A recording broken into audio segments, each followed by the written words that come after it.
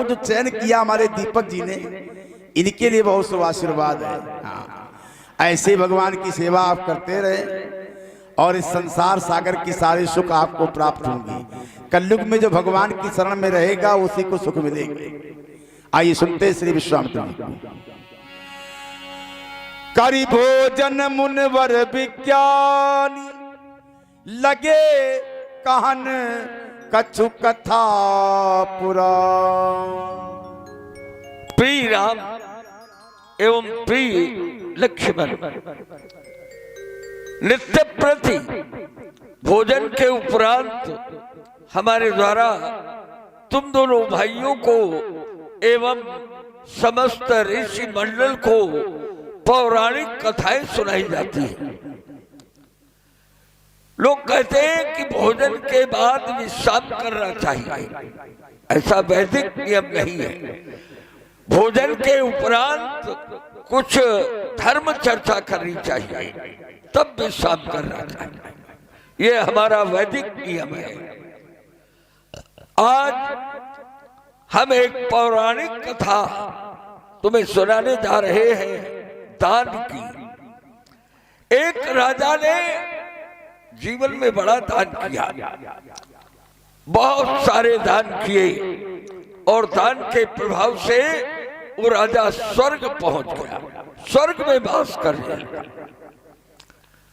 लेकिन दुर्भाग्य उस राजा का, स्वर्ग में रहकर भी नाना प्रकार के भोजन करते हुए भी उसकी भूख नहीं शांत होती थी। राजा बड़ा दुखी था कि हम स्वर्ग में रहते हैं, नाना प्रकार के भोज्य पदार्थ खाते हैं, लेकिन हमारी भूख नहीं शांत होती। राजा बड़ा दुखी हुआ और एक दिन ब्रह्मा जी के पास गया और ब्रह्मा जी से जाकर अपनी ये व्यथा सुनाई। ब्रह्मा जी ने कहा, देखो राजा, ये तुम्हारे जीवन का भोग है, भोग, ये तो तुम्हें भोगना ही पड़ेगा। ब्रह्मा जी ने कहा कि ये भोग कोई बुझा नहीं सकता है, ये भोगना पड़ेगा, चाहे तुम स्वर्ग में रहो, चाहे तुम मर्त्यलोक में रहो, चाहे तुम पाताल लोक में रहो। राजा ने कहा, तो क्या इसका कोई उपाय नहीं? ब्रह्मा जी ने कहा, हाँ उपाय है, एक उपाय है। जब तुम्हारी मृत्यु हुई थी तो तुम्हारा मृतक शरीर तुम्हारे परिजनों को नहीं मिला था। आज भी तुम्हारा मृतक शरीर एक सरोवर के किनारे मृत्युलोक में वैसा का जैसा का तैसा पड़ा हुआ है। तुम यहां से वहां जाओ और जाकर अपने मृतक शरीर का मांस नोच करके खाओ, तब तुम्हारी क्षुधा शांत होगी। राजा व्यवस्था विमान से स्वर्ग से मृत्युलोक में सरोवर के किनारे पहुंचा और अपने मृतक शरीर का जब थोड़ा सा मांस नोच कर खा लिया तो उसकी भूख शांत हो गई। अब तो राजा नित्य प्रति यही करने लगा, स्वर्ग से विमान से आना, मांस नोच कर खाना और पुनः वापस चला जाना। एक दिन राजा ने विचार किया कि एक दिन ये मृतक शरीर का मांस भी समाप्त हो जाएगा, तब हम क्या खाएंगे। एक घड़ा भी राजा के मन में आई कि हम स्वर्ग में रहते हैं और अपने ही मृतक शरीर का हम मांस खाते हैं।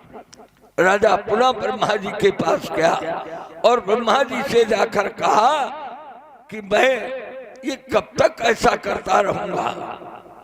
ब्रह्मा जी ने कहा, जब तक तुम्हारा भोग पूर्ण नहीं हो जाएगा तब तक करना पड़ेगा। तो ब्रह्मा जी से कहा राजा ने, ये कब पूर्ण होगा?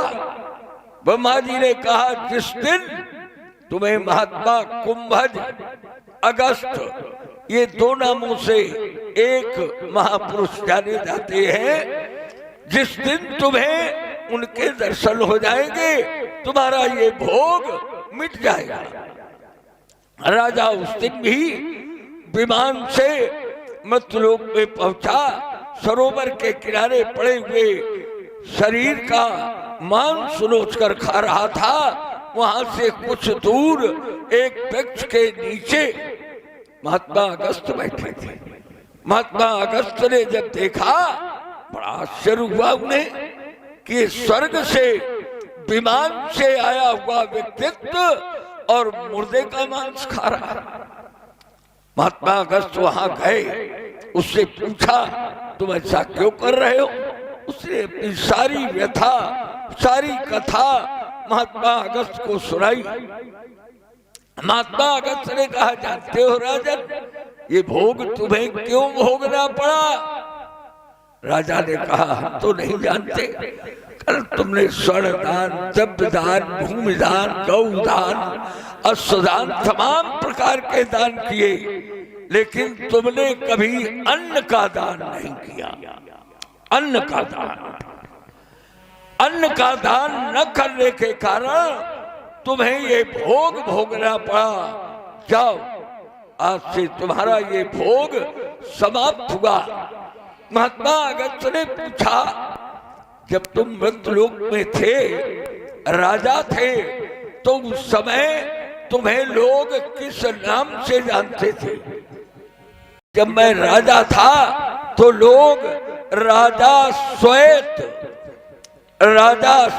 के नाम से मुझे जानते थे। तो राजा श्वेत के दान की कथा मैंने तुम्हें सुनाई। ये राजा तुम्हारे ही वंश के थे। विगत दिवस गुरु आय सुपाय, संध्या करन चले दो भाई। श्री राम कथा कहते कहते समय का बोध नहीं रहा। सामने देखो, हे राम, उधर तो देखो तुम, सूरज अस्ताचल जाता है। दिन और रात की संधि है, ये संध्या समय सुहाता है। छोटो भैया संग में लेकर तुम संधि उपासन कर लीजिए। एकांत शांत चित्त होकर के सुमिरन हर का कर लीजिए। मैं तुमसे कहूं कि तुम संध्या करो और मैं स्वयं न करूं, तो कहा गया है कर्महीन उपदेशक के द्वारा दिए गए उपदेश का समाज में कोई मूल्य नहीं होता। अस्तु, तुम करिए मैं करता हूं, तुम करिए मैं करता हूं। संध्या सबको सुखदाई है, तुम करिए मैं करता हूं।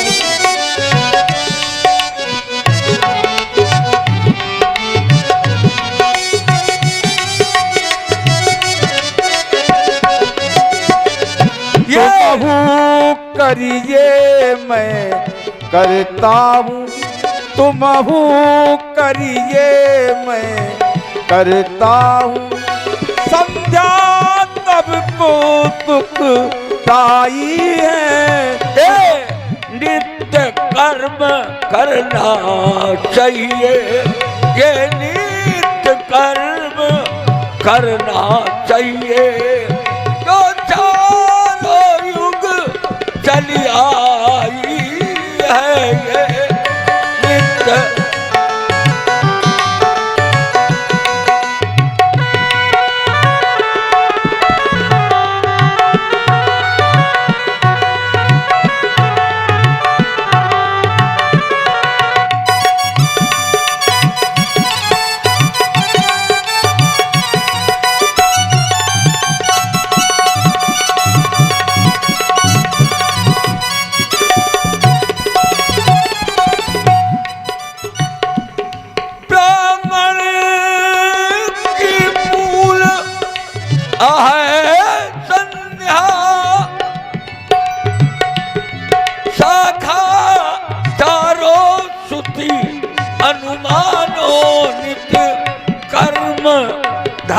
ये पत्ते हैं नित कर्म धर्म ये पत्ते हैं जाते फल फूल प्रगट जानो नित कर्म धर्म ये पत्ते हैं।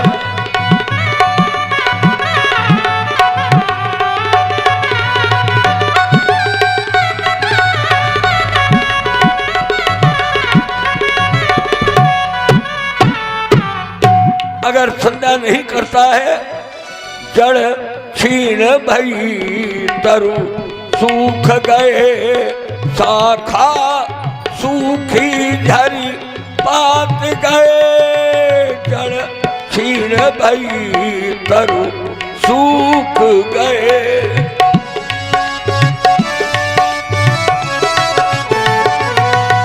इस कारण